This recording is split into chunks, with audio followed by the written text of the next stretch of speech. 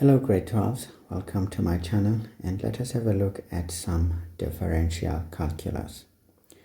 And we're going to use this paper as our sample for today's lesson. This is the lesson we would have had on Friday evening. Unfortunately, I could not do it because of some commitments that I could not shake. Anyway, with every paper that we look at, guys, instructions are important to look at. So remember, when answering a question paper in the exams, there's no need to start with question 1 strictly, although I recommend doing so. But you may start with any question, especially if you have a section that gives you headaches. It's preferable to start with the section that gives headaches so that you do your best while your brain is not distracted, and you end, or at least follow with the ones that you can do quickly, just to save up some time, and then do that alternately. Anyway, so this means we can easily just start with question 11 and end with question 1 if we chose to, as long as we number the questions and the sub-questions correctly. And of course, instructions of this nature are to be committed to memory each time an exam is written. So what many people miss is this etc. part. What I love about it is that if one uses a concept of paper 2, say for example a theorem, like it was the case in the May-June exams of last year. So if we use a theorem, we need to furnish a reason that satisfies the theorem.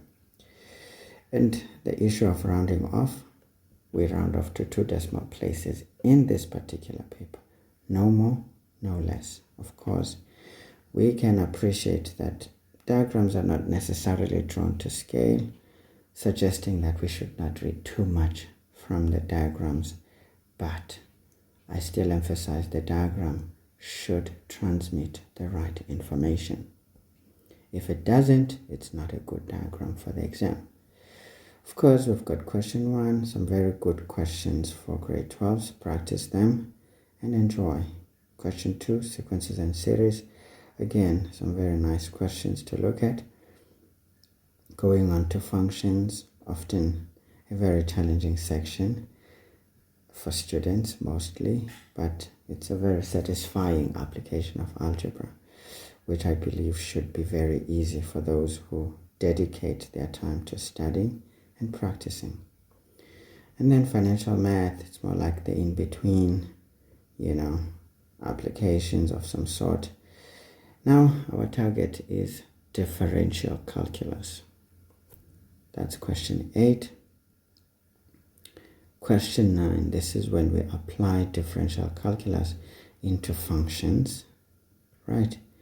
And question 10 is usually the essence of differentiation, which is to optimize, or optimization as we put it. This is more of a more practical application in some real life situations of some sort. All right, so this is the topic for today. So now let's have a look at some notes that I believe students need to be aware of.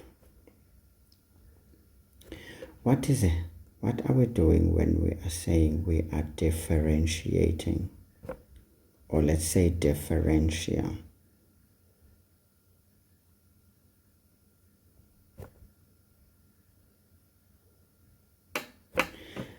When we talk differential calculus, we basically undergo the process of differentiation.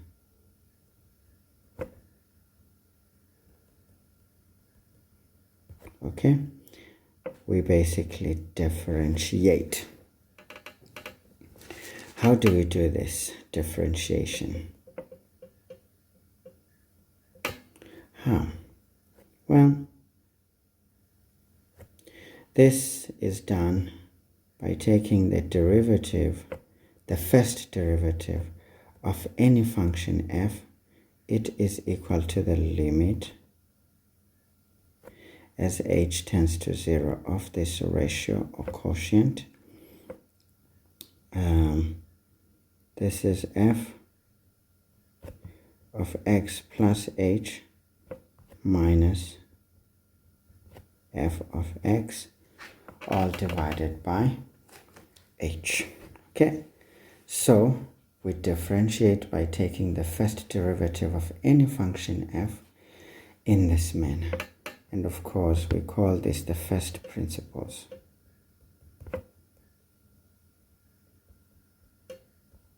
All right. So, or sometimes we call it Sir Isaac Newton's quotient. Right. Very interesting stuff there. So that's what we do when we differentiate. We take the limit as h tends to 0 of what we see here. But now, if one looks at this business right here, what does it look like? All of this, what does it look like? Well, it looks like the formula for a gradient, where we can say change in y over change in x. Right. This represents a gradient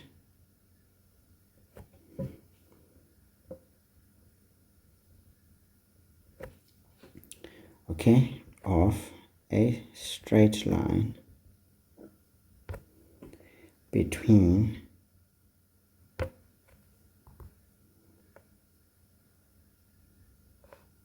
any two collinear points. All right, so for a straight line, this becomes the gradient of a straight line between any two collinear points. Or this may very well be giving us an average. Let's write it better. Average gradient between any 2 points on a curve. All right. Now, when we are dealing with a curve, we speak of an average gradient instead of a gradient. And in essence, this becomes the gradient of a secant of the curve at any 2 points on that curve. Okay, so of course a secant, maybe let's just say the secant of the curve and stop there, because a secant is a straight line that cuts a curve at 2 points. So this gives us the gradient of a secant, or if we relate this to the parent curve, we say it's an average gradient. All right, but now there's a story that is being told here that h tends to 0. Question is, what is this h? What is the story with that h? Okay, now this is where it gets a bit hot, because we will see that when we differentiate, we basically are finding the gradient at a point.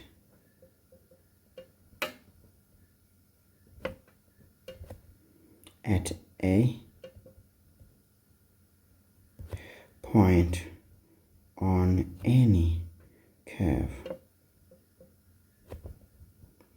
or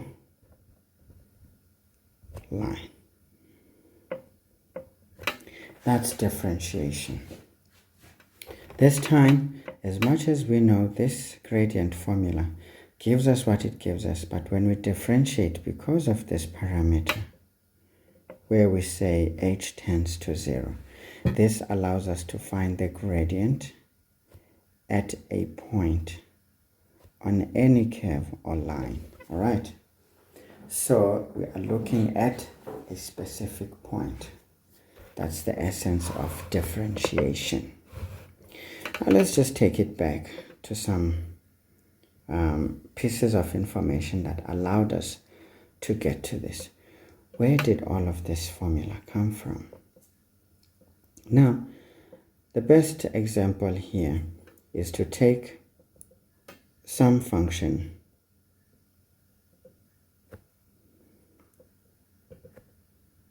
f of x is equal to a times x to the exponent n. So an exponential equation is the most important here.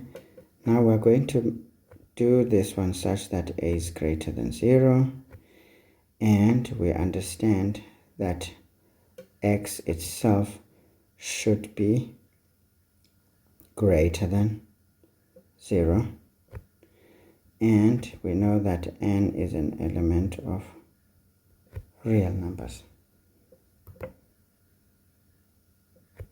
Hey, bro. Okay, whatever. It's refusing to really do what I want. So how should this graph look like? If we attempt to draw the graph here,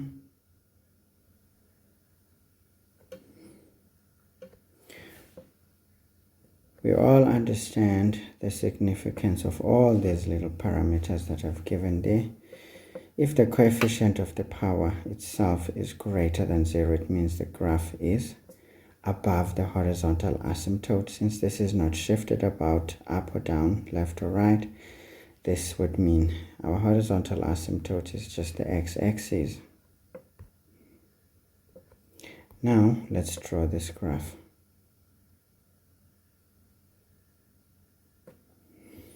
Okay, there is our exponential graph, and we know that it passes at 1.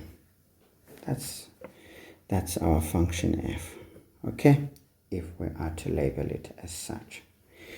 Now, if we pick any point on f, for example, this point,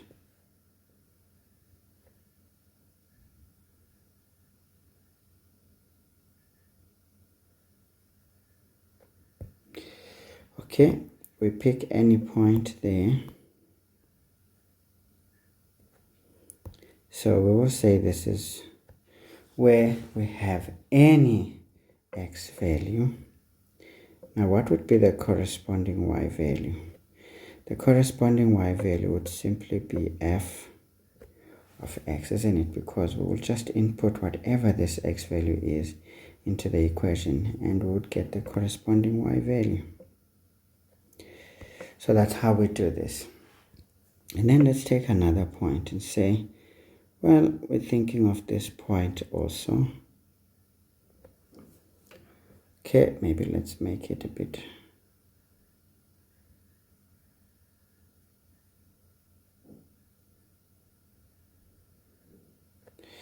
Yeah, this thing always messes with me, and I don't like it. All right, so now we are choosing this point right here. We had our first point, and we will look at its corresponding y value as well. Now, let's agree that we chose this next point. I would call it the next point from the first point, which is any point, and this one is any next point. Now we're saying this point is just h meters or h units ahead of the first one. So this means here we will have x plus h, because we agree that this is the horizontal distance, right?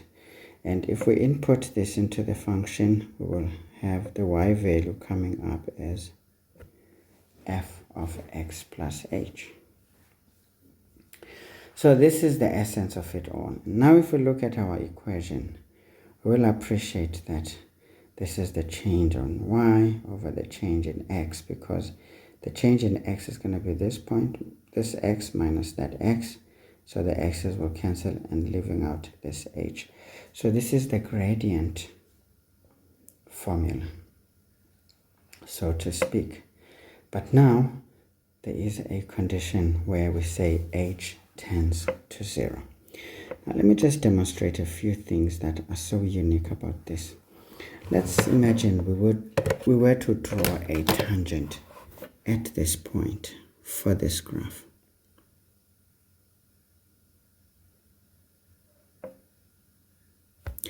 So if we were to draw a tangent at that point,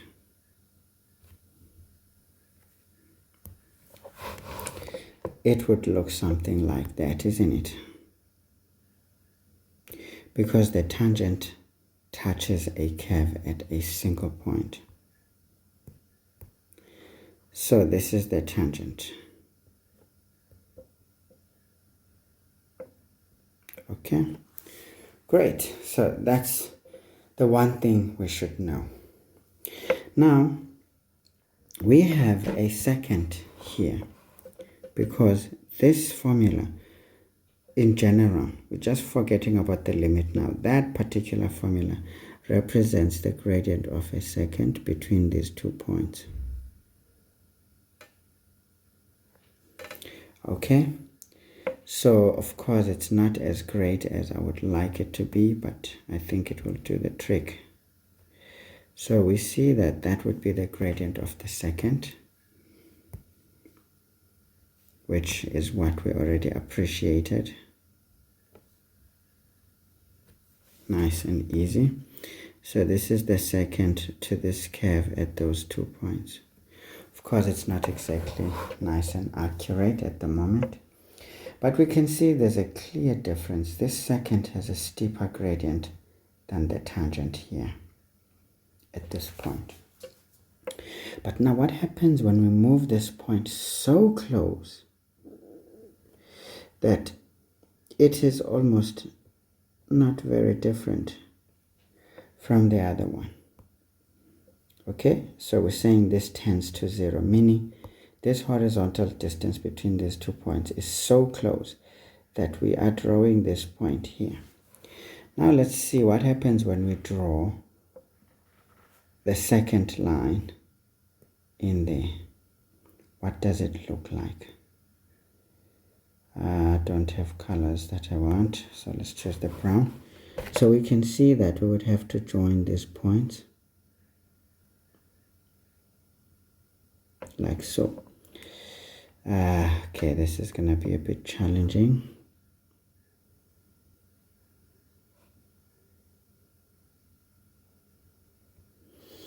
All right, so that's what we get, and then we can extend it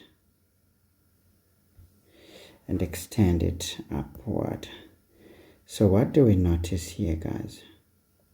We will see that this second, when these 2 points are now so close together that the difference between them is almost 0, if not significantly 0, we will see that the gradient of the second is just as close to the gradient of the tangent at that particular point, which is any point on that curve. So we will see that, okay, the reason that this represents the gradient at a point, it is such that that gradient at a particular point is as good as the gradient of a tangent at that point. This comes when h becomes significantly 0, not necessarily equal to 0, but essentially we're saying that we're putting the point on top of the other, and this gives us the gradient at a point. So this is the essence of differentiation. I hope this makes sense and that you can understand that. We can see that the first second is different from the second, which is the brown one, and it is just as good as this tangent line in terms of the gradient when this point, the second point, is brought so close to the first one such that the distance or the horizontal difference is just as good as 0. All right, or significantly, approximately 0. Anyway, so that's the essence of what we do when we do differentiation. So I hope, guys, this is clear as to what is going on.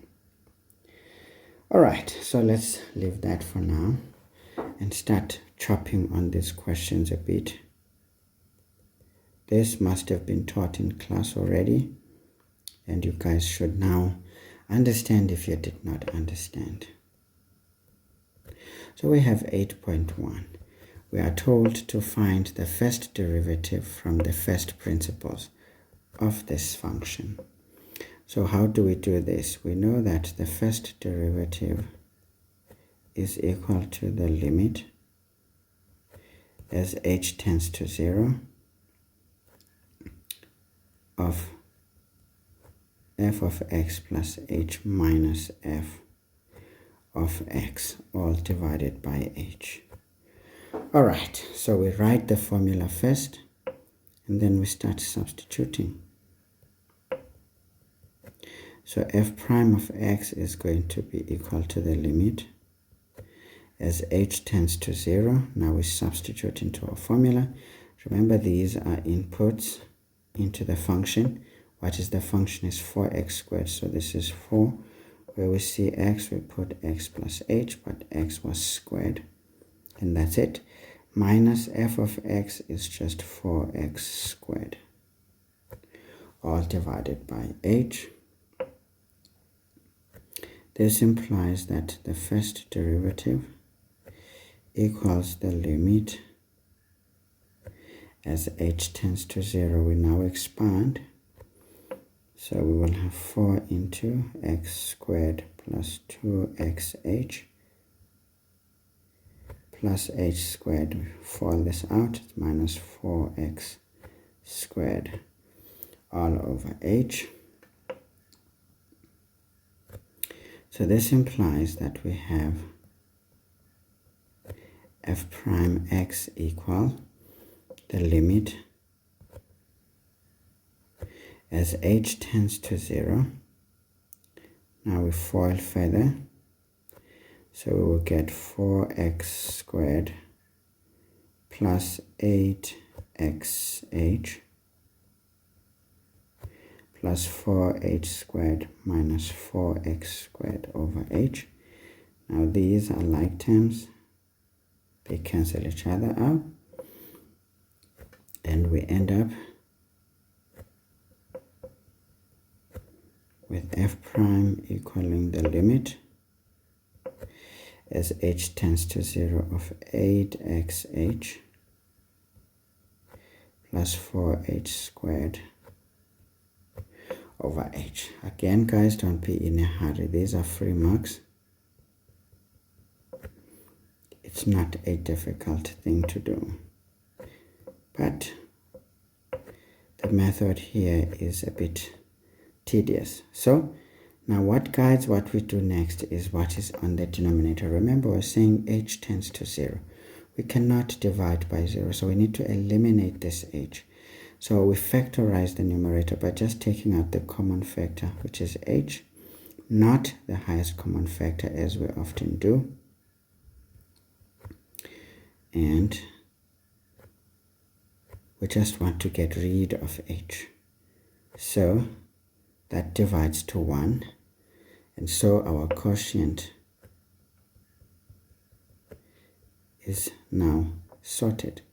So this is the limit as h tends to 0 of 8x plus 4h. Now, which also implies that this is the first derivative, which is equal to the limit. No, we don't do this anymore. We drop the limit as soon as we substitute h with a 0, which is safe now. Therefore, f prime is just 8x. So this is very easy. Yes, a bit tedious, but we need to make sure we follow the instructions, or at least the method or the steps religiously. Now, correct substitutions into a correct formula gives us marks. Now, foiling out and handling the like terms, BODMAS essentially boiling down to this, is another mark. Whenever we use factorizations, remember this is all three-step approach, and when we drop the limit by substituting 0 there, we get another mark, and the final mark from getting the answer. And of course, some students would know that if f of x is equal to a x to the exponent n, it would mean the first derivative using the power rule, we multiply the exponent to the coefficient, and from the exponent we subtract 1. So this is what we would get. So this is a rule of differentiation. Now what does it mean here? It means f prime x would be multiply 2 to 4, it becomes 8. X we subtract 1 is just x to the 1. So x to the 1 we don't write. So we would already know the answer, but we have to show it from the first principles. Easy stuff. Now let's get to 8.2 with 8.2.1. Now we are supposed to take the derivative with respect to x of this expression x squared minus 2x minus 3 all over x plus 1. Okay, now remember, rules of differentiation say we cannot differentiate when the variable with which we are differentiating is on the denominator, and we cannot do it when this is also under the square root sign. So these are some of the things we need to be aware of. So it means our expression is not ready for differentiation. So we set it up first. So we will take the differentiation with respect to x of this expression. We can factorize the numerator, while we cannot do much about the denominator. So this would be x minus 3 plus 1. And we can see now that that factor will divide this factor to an invisible 1. So this simply says we are differentiating with respect to x, this expression x minus 3. Now this is equal to 1. Now when we actually perform the differentiation, we say it is equal to 1. So of course, whenever we factorize, okay, I didn't complete my bracket here. Whenever we factorize, we get a mark. All right, when we take the differentiation, or what we take the derivative, we get 1. And maybe simplifying our expression in such a way that we can differentiate, we would get an extra mark. Okay, easy, not a complex question here. 8.2.2, we now have to find the second derivative of f of x equals the square root of x. Now we said when the variable is either in the denominator or it's under the square root sign, we cannot differentiate. So we need to first simplify here. F of x is, we convert to its inverse form, which is the exponential form. Now we can take the first derivative using the power rule. We multiply this in front. This is going to be half of x to the exponent. We take 1 from that, we get minus a half. Okay, let's draw a vertical line here. Now this is to avoid mixing things. If we don't draw this and you write the next answer here, it may be read as if it's coming from perhaps the second line or whatever line it would be aligned to.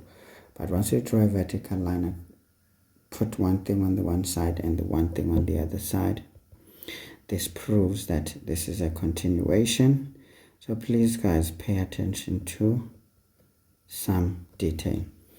Now we do this derivative again, so we multiply this in front, we get minus a quarter of x. We take 1 from the exponent, we get minus 3 over 2. So this is a very good answer to present. But in maths, often we don't like to present negative exponents and fraction exponents. So some persons may be pushed into wanting to do this. It's going to be minus 1 over 4 times the square root of x cubed, right? Because that's what this would be if we want to get rid of a fraction exponent and a negative exponent. So this is still good. It's not a must, honestly speaking, unless stated otherwise, because at times that becomes the case. All right, so I hope we are clear here. So what are the marks here? First, changing our expression in such a way that we can differentiate, taking the first derivative and the second derivative. And then of course, if one chose to write it like that, we get that mark. But be very careful. Let's imagine this answer is incorrect, and yet this was correct. Guess what would happen? You lose the last mark, because the last thing you present is taken for an answer. Okay, so it already shows that if you showed up with this, you were copying. You were not doing this yourself, because how could you get it wrong? Unless the manner in which it is wrong is one of the common errors that students make, then you can be forgiven for it. But at the same time, if you present an incorrect answer, having already done the right one, you lose the last mark because you're not so sure of the right answer. It also gives us the impression that you are guessing the answer. And when you're guessing, it means you don't know what you're doing. And we cannot reward that. Anyway, so this is essentially, guys, the first 11 marks. Very easy to get, not a big deal. Now, I just want us to go back to some rules, or say notations. Let's just say notations of differentiation, or just notations for that matter. Let's say we were given the function f of x is equal to some a times x to the exponent n. Therefore, the first derivative here would be n times a of x to the n minus 1. So this means when we are given this in the function notation, we represent the first derivative like that. We call it f prime of x. Okay, that's one thing. Second thing, if we are given y is equal to a times x to the n. Now when we take the derivative here, we will say dy over dx is equal to n times a of x to the n minus 1. Okay, be aware of these kinds of issues. These are the common ones that students would come across. But remember, y could be t, it could be m, it could be v, it could be anything. So again, the variable here may not necessarily be x, it can be p, it can be q, whatever is chosen. This is the notation we need to follow. Okay, great stuff. Now there are some special cases where we may be given some area that is perhaps given as an expression of a times x to the n.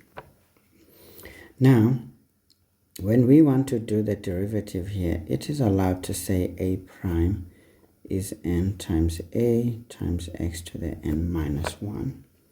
This is acceptable. Or we can say dA over dx is equal to n times a times x to the n minus 1. So these two notations are acceptable when our function or whatever we're describing is given by the capital letter. Now the question is, are you allowed to say y prime instead of saying dy over dx? I don't know.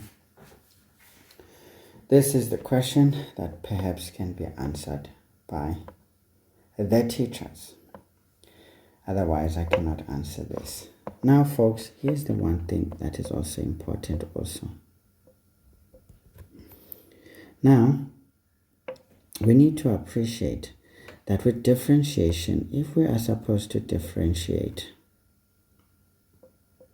say f of x plus or minus g of x, how do we go about doing this?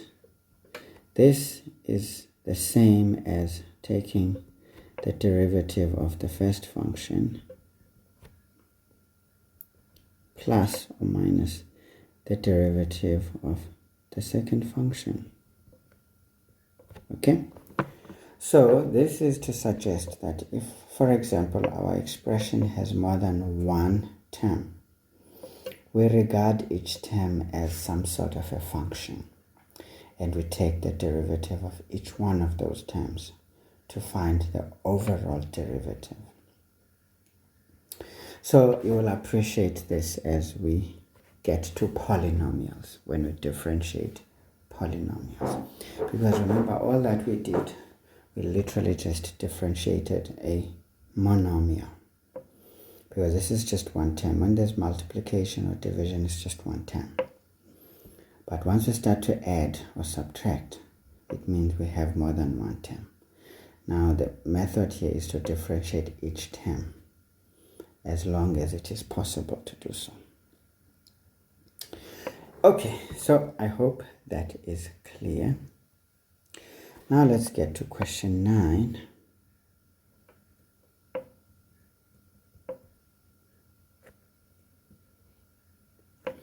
Now question 9, we are given information that the sketch below represents the curve f of x equals x cubed. But now what is so important about this x cubed is that the coefficient of the highest power there, which is x cubed, is 1. So if this is 1, what does it tell us? It tells us that a is equal to 1. In essence, a is greater than 0, which tells us that the graph we expect on the Cartesian plane is one that is increasing from negative infinity to positive infinity, with just the segment or section between the two turning points that is decreasing in nature. Why do we say so? It's because the graph is read from left to right, never right to left. So, do we see something like that here? Yes, the sketch is representative of what we are given, because this may very well be the first derivative function put on the Cartesian plane, or it could be the second derivative function, or even a transformation of what we have there. So we need to be aware of such things. Okay, so that's it for now. And we're also told that the solutions, now once you hear that word solutions, what do we know? This is x values. Because when we're given a function or an algebraic equation, when we talk solutions, we talk x values, given a particular y value, right? Now we are told that the solutions of the equation f of x is equal to 0. What does this one tell us? These are the x-intercepts, right? because at the x-intercepts, the y value is 0. So what makes us know what this is? These are x values, but these x values are the x-intercepts. And we see minus 2, 1, and 4. So it means we've got minus 2 and 0. We've got 1 and 0. And 4 and 0. Okay. Again, the very important thing to note is how we separate the coordinate pair with a semicolon, not a colon, and certainly not a comma. Be very careful of these mistakes that students often commit. All right, so let's look at our graph. So we'll see there is our first intercept, and we've got another one and another one. So that should definitely be minus 2, that should be 1, that should be 4. Because we read our graph from left to right, so it makes sense that those are the points on the graph. Now, once everything is clear, we can start answering some questions. 9.1, we are supposed to find the values of A, B, C, B, C, and D. Now we know that we're given the intercepts or the roots of that function. So we use the root form to solve here. We say this is A into x minus the first root into x minus the second root into x minus the third root. Okay, some people prefer to say x1, x2, x3. However you are taught this, it's your own problem. If it is a problem, or it's your own choice. What did we discover A as? It's 1. So this is x minus 2. It's going to be plus 2. This is x minus 1. That would be x minus 4. Now all is left is just to FOIL this thing out. 1 times anything, it is that which we have. So 1 can just disappear into the background. So we can just leave this x plus 2 for now, then deal with the last 2 brackets. We get x squared minus 5x plus 4. Nice. Okay, then the final finish here. What do we get? We get x cubed, right? Then we take x in here, we get minus 5x squared plus 2x squared. It gives us minus 3x squared. Then we'll get 4x times minus 10x. This is going to give us minus 6x and then plus 8. Okay. Does it make sense? Yes, our y-intercept is positive. So we can accept 8 there. And of course, everything worked out as we expected. So we can write that B is minus 3, C is minus 6, and D is 8. Please make a habit of always underlining the answer to show that it doesn't go further. Of course, it looks insignificant to do this, but it is important because we never know when the answer is complete or not complete. Sometimes a student gives up on the way. So what is it? Okay, so we need to know, is this the final answer or did you just give up on this question? Because honestly speaking, if we don't know or we are not given an indication that the question has been answered fully by you as a student, then we don't know what to do. So please guys, don't lose marks over stupid and careless things. Should we say stupid things or over carelessness? Yeah, maybe that's the right way. You know, sometimes the English, yeah, there's always a flight of ideas and you end up not completing statements you make, or you make very ridiculous ones as I just did. So we're scoring 4 marks here. First of all, writing our equation like that. Those substitutions, very important. And noticing that the a value is 1 is very important on its own. Okay, but yeah, doch, these ones should be a mark. So this should be 5 marks, but it's 4 marks. Meaning, well, we can say since these were given, we're not impressed. But I guess discovering that a is 1, it was not quite clearly stated. We had to know it by understanding our work. Okay, easy 4 marks after all. Okay, so 9.2, we need to calculate the x coordinate of B, the maximum turning point. So now what do we know about at the turning point? Remember, this is differential calculus. At the turning points, if we draw tangents, what do we know about those tangents? They make horizontal lines where the gradient is 0. Okay, so now we understand that when the gradient is 0, we can use differentiation here to answer our problems. So we know that at B, it is such that the first derivative would be 0, meaning the gradient at the turning point is 0. But now we need to differentiate our f function. When we do so, we get 3x squared minus 6x minus 6 is equal to 0. We divide throughout by 3, we get x squared minus 2x minus 2 equal to 0. Unfortunately, this does not factorize well. Why? Because our discriminant is not a perfect square here. So if this is the case, this implies that our x is going to be minus b plus or minus the square root of b squared minus 4ac over 2a. Remember, if we use anything, we need to show it first before we substitute. This also implies that x is equal to minus into minus 2 plus or minus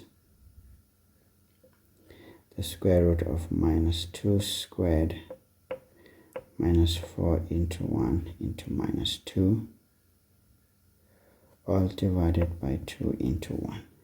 Now what is key here, guys? The coefficient of x squared, the highest power there, is 1.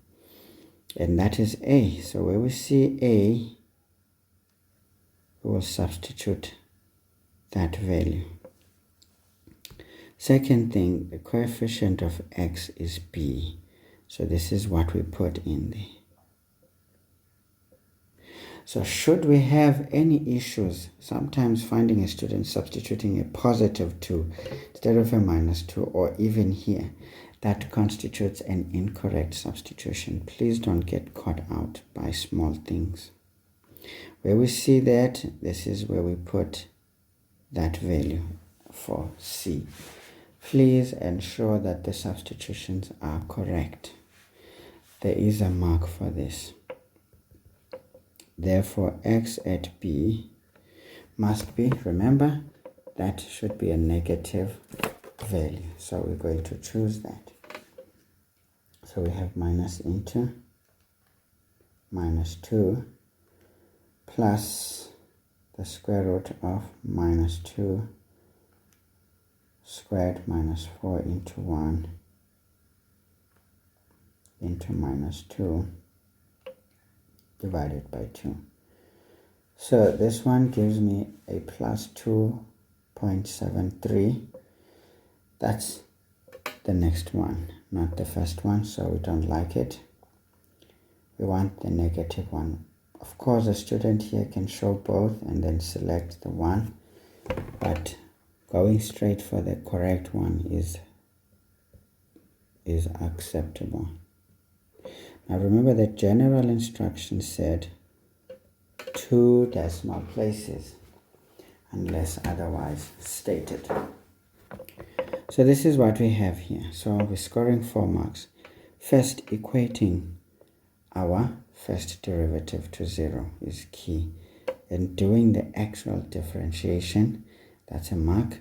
Substituting into the correct formula that we can see, this needs to be visualized. You can't just see a substitution and we don't know what you are doing. And the last one is the answer. Okay. So you can see that these are easy marks. At the same time, it's quite technical. Mistakes can occur. And when a mistake is committed, marks are lost. Okay. It's as simple as that.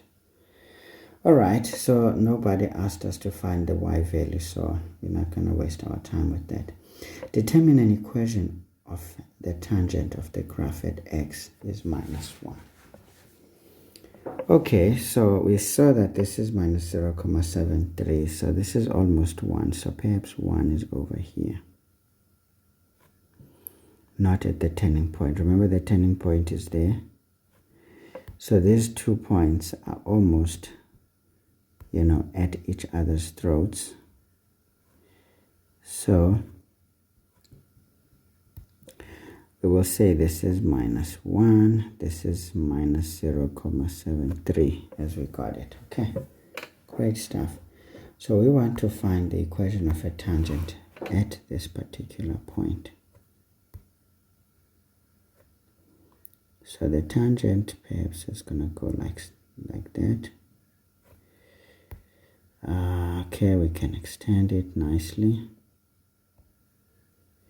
depending on what we see. Alright, I'm just assisting for some visualization. We can see this is not at the turning point, it's over there. So we see it's a very positive, fairly steep gradient. So what do we know? We need to find that point of tangency. We have the x as -1.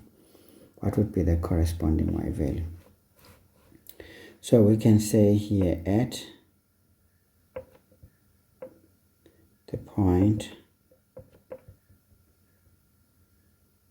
tangency, which I call the pot, always introduce some things that you are doing, because it helps for one to understand perfectly what is cooking here. At the point of tangency, we know that f of -1 is going to be -1 cubed minus 3 into -1 squared minus 6 into -1 plus 8. So this implies that f of -1 will be, this becomes -1, minus 3, that's -4, plus 6, that's just 2. 2 plus 8 is 10. So we can say therefore our pot, remember we introduced it, so we are safe to say it like that. But don't show up with a pot we don't know where it came from. If you're going to suggest something that is not commonly said as such or accepted as such, please introduce it first before you put it to use. Now we know that this is 10. Of course, if this is 8, we can see that point is below this one. Sorry, it's above that one. So for that to be 10, we can accept it. We can accept it. So this is fair. Of course, not drawn to scale, but the message has to be clear. But now what else do we know? We know that the gradient of a tangent at a point is as good as the gradient of the curve at that particular point.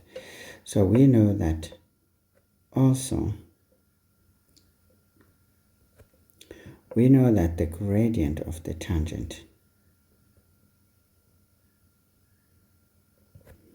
is equal to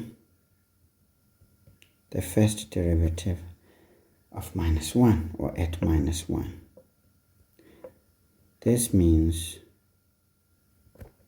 the gradient of a tangent is going to be, now when we differentiate it here, we got 3x squared. So this is going to be 3 into -1 squared minus 6 into -1 minus 6. So the gradient of a tangent here, this is going to be just 3, plus 6, which is 9, minus 6, which is 3. Okay, that's a fairly steep positive gradient. We will say then, we know that our tangent line is such that y is equal to 3x plus c.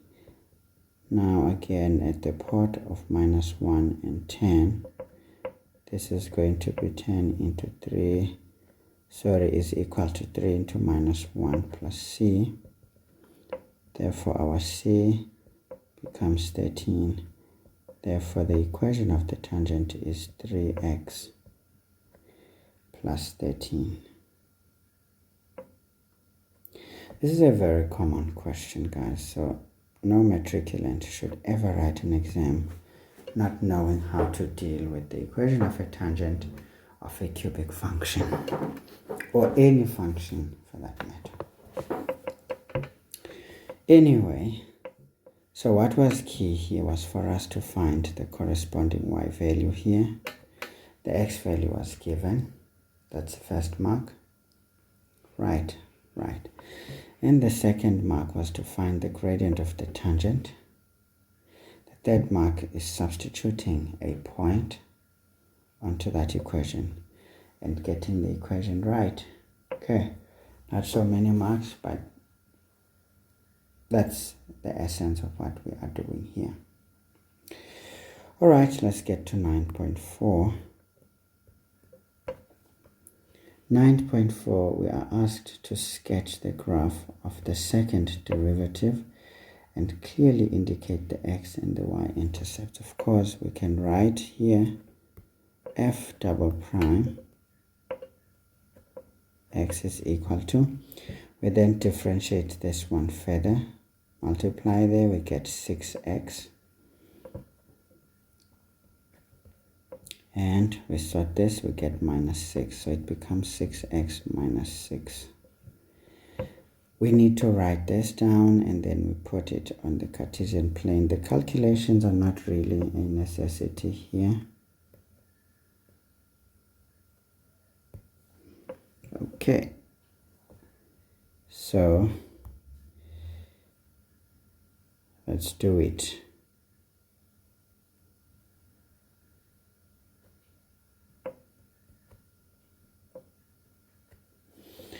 Now we've got the origin here. What do we see? If we make y 0, x becomes 1. That's over there. And then when we make x 0, y becomes minus 6. We can put it here. And there's our graph between these 2 points. A very steep graph otherwise. Okay. So we label this as the second derivative function, taking care to show clearly those intercepts, labeling them and all. Okay, so we get a mark for the shape, we get a mark for any one or both intercepts, we get a mark for the actual second derivative function. So I suppose that's how we score those 3 marks. Let's do 9.5. Now it says, for which value or values of x is f of x concave up? Now, when it comes to concavity, this is related to the second derivative function. When the second derivative function is greater than 0, we say the graph is concave up. All right? And when the second derivative function is less than 0, we say the graph is concave down. All right? So we look at the second derivative function. When is it positive? In this section over there. It is positive over there. So these are x values greater than 1. So we will say it is when x is greater than 1. Again, we get our 2 marks there, nice and easy. And we take our total of 17 easy marks, to be honest. I think the differential calculus section is just usually free and easy marks to get. So students who drop marks here are truly hopeless. I want to say it without fear or favor. If it hurts, go and cry in a corner somewhere and come back and deal with it, okay? This is the section where easy marks are thrown at a student. So these are the questions to really come and collect what is yours. Okay guys, so this is great. We don't want to complicate this any further, so let's get to question 10.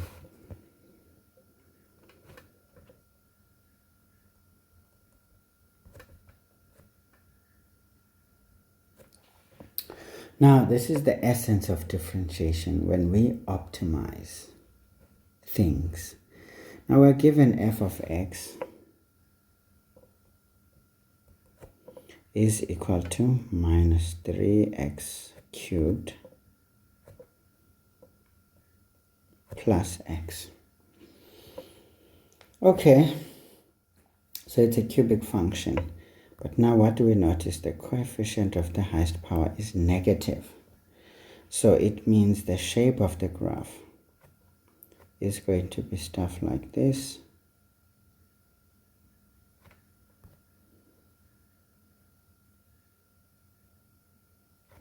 We don't really care where it turns per se, it's just the shape we are concerned about for now. So we know that our graph is going to look like that. It starts decreasing from negative infinity, then turns and increases between the two turning points, and then later on decrease to positive infinity. So it's effectively a decreasing function with just that section between the turning points which is increasing. Okay, alright, okay. So now this is just the sketch of what we expect to have. It's not answering anything, we're still analyzing here. Now the question says, calculate the value of q for which f of x plus q. So what is the significance of this here? Think of graph transformation. So this is a translation upward.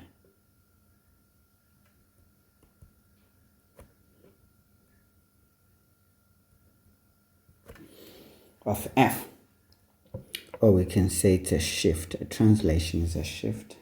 So we're shifting the graph of f upward.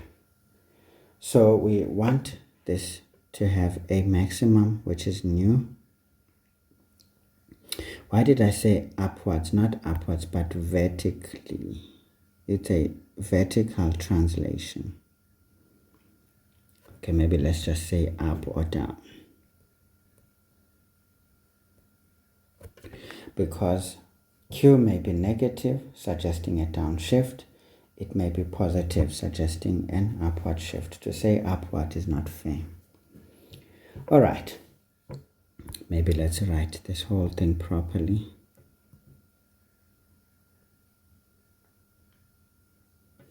This is a vertical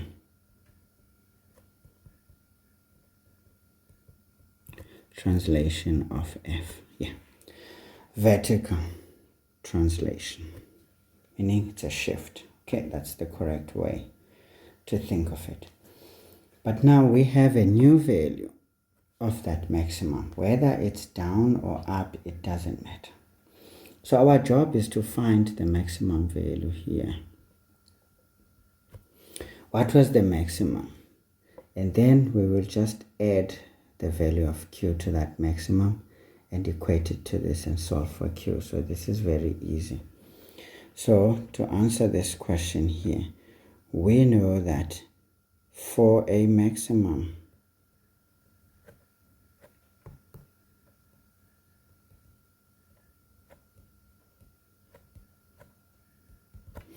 of f. Okay, what do we know? It is such that f prime x is 0, right? Right, so we sort it out using differentiation here. So we do it, gonna get minus 9x squared plus 1 equal to 0. Then when we solve here, we get x squared is 1 over 9. Therefore, x here is going to be plus or minus 1 over 3, right? Because these are perfect squares. I don't know, sometimes my writing is such a nightmare. Okay, so we can appreciate that. All right, okay, all right. If we were to move our graph a bit, just so to make it look nice.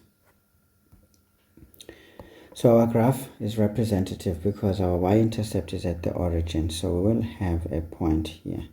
So this is much better. So this means this is at a minus a third, and that is at a third.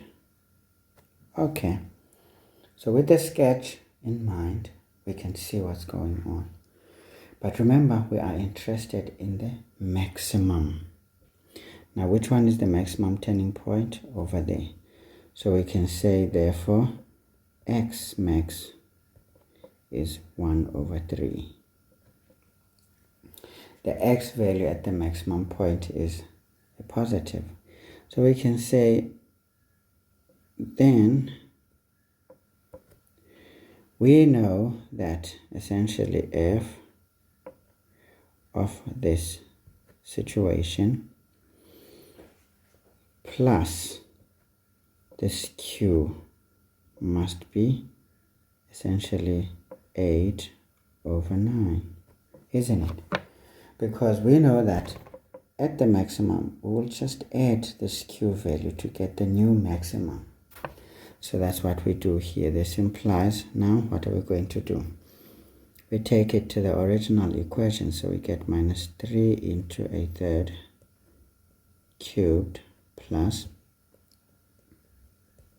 a third. Okay, now this is not good. Squashing things like that is not nice. All right, let's do it here. So this implies that we will have minus 3 into a third cubed plus a third, should get 8 over 9. Okay, so this implies, wow, I forgot to write the q now. So we need to add q in there. I'm losing my focus. Now let me not crack my skull anymore. So this is minus 3 into a third cubed plus a third. Okay, so what do we get? We get 2 over 9 plus q is 8 over 9. All right, now tell me which one is bigger. The distance between this and the numerator is very small compared to this one. It's quite huge, né? So this one is the smallest. This is much bigger. So this means this value can take that. Okay, so this implies that q is 8 over 9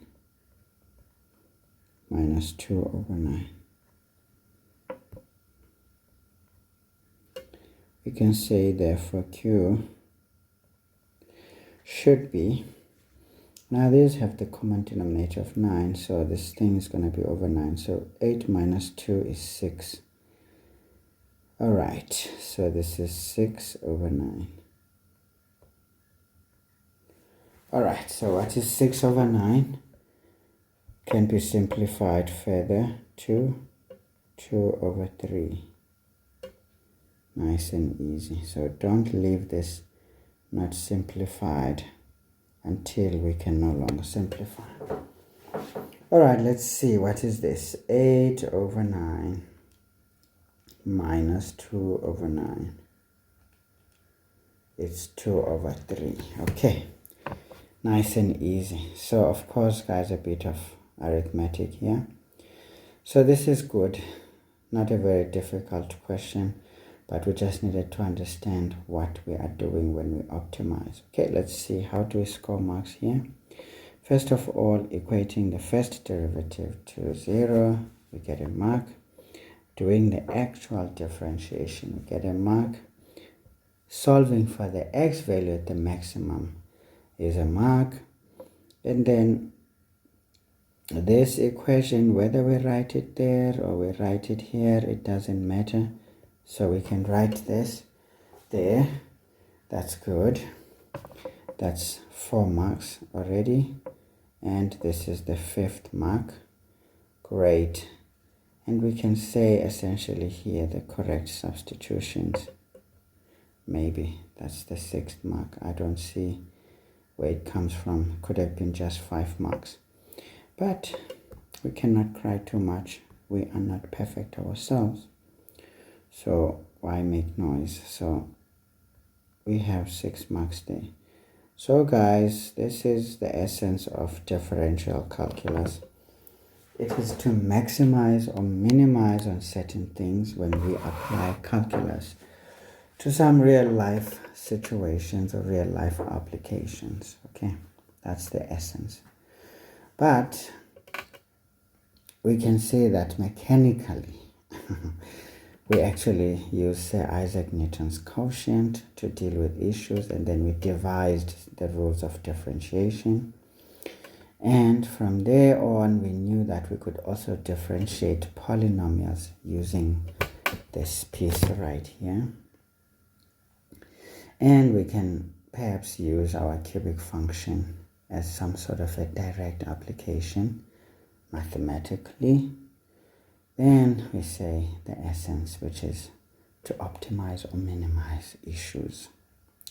So I hope you guys have enjoyed this lesson. Otherwise, I should see you next time. Goodbye.